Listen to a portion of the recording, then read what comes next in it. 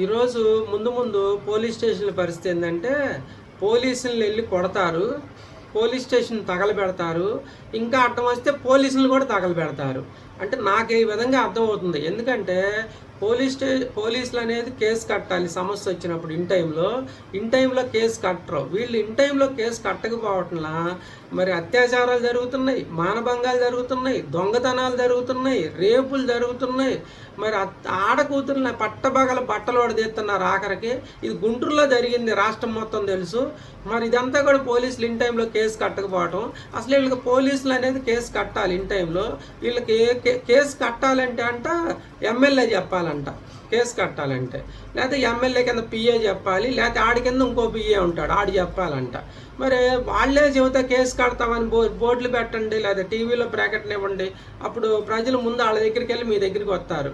మరి అందుకని ఈ విధంగా మరి ప్రజల్ని ఈ విధంగా రెచ్చగొట్టేలా చేస్తే మరి పోలీసులు తగలబెడతారనుకోవడంలో తప్పు కాదు కదా.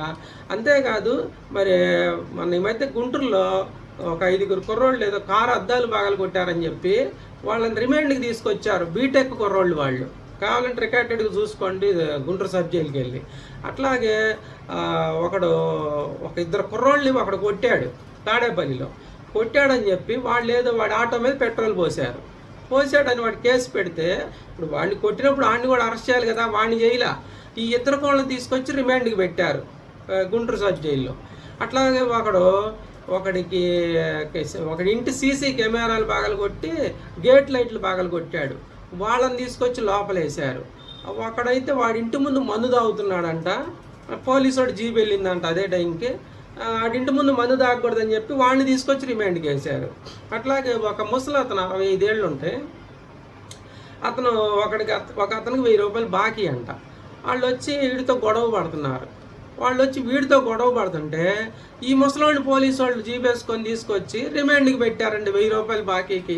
అసలు ఇంత శ్రద్ధ అసలు ఈ అన్యాయం చేసేవాళ్ళు, మటర్లు చేసేవాళ్ళు, రేపులు చేసేవాళ్ళు, గాంజా అమ్మేవాళ్ళు, డ్రగ్ అమ్మేవాళ్ళు, దొంగ బంగారాలు కొనేవాళ్ళు, అయితే పార్టీని అడ్డం పెట్టుకొని డబ్బులు లెంగేవాళ్ళు, స్కాములు చేసేవాళ్ళ మీద ఎందుకు చూపిరు నాకు అర్థం కావట్లా.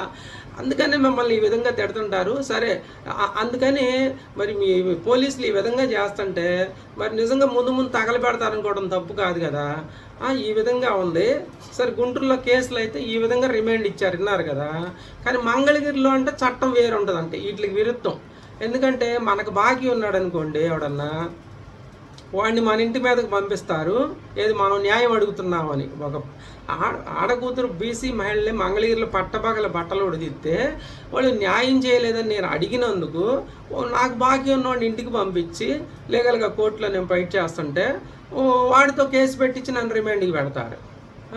అట్లాగే ముక్కు మొఖం తెలియనివాడు ఎస్సీ వాడితో కేసు తీసుకుంటారు రిటర్న్గా, అయింది అఫీషియల్గా బాగా మట్రో రేపు చేసినట్టు. ఇది మంగళగిరి సిఐ.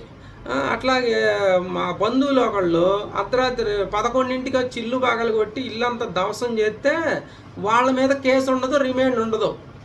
ఈ పగలు కొట్టించుకున్నారే వాళ్ళ మీద మాత్రం 25 సంవత్సరాల క్రితం కేసు ఉంటుంది, దానికి రిమాండ్ కూడా ఉంటుంది. ఎందుకంటే మరి ఇన్ టైంలో వీళ్ళు నోటీస్ ఇవ్వరు కదా. తర్వాత ఆ ఎస్సీఓడిది నోటీసు, ఇది కూడా పీటీలో పడేసి బొక్కలో బిత్తారనమాట, ఇది న్యాయం అడిగినందుకు. మరి అట్లాగే ఒకళ్ళు మా ఇంటి వెనకాల దండింగ్ కట్టారు. ఆ దండింగ్ కడితే దాన్ని అడిగినందుకు వాళ్ళని మన ఇంటి మీదకి పంపిస్తారు, దాడి చేపిస్తారు, మన మీదే 307 పెట్టిస్తారు, 100 రోజులు బొక్కలో ఉంచుతారు, పీపీలకి ఫోన్ చేస్తారు, పీపీలకి వీడియోలు పెడతారు, జడ్జీలకు వీడియోలు పెడతారు, జడ్జీలకు ఫోన్లు చేస్తారు, ఎక్కువ రోజులు ఎలా బొక్కలో ఉంచుతారు. అసలు ఇంత శ్రద్ధ మీరు నిజంగా అన్యాయాల మీద పెడితే ఒక్క అన్యాయమైనా జరిగిద్దా? అసలు నేనేమైనా ఒక్కటన్నా దీంట్లో మిస్టేక్ చేసింది ఉందా?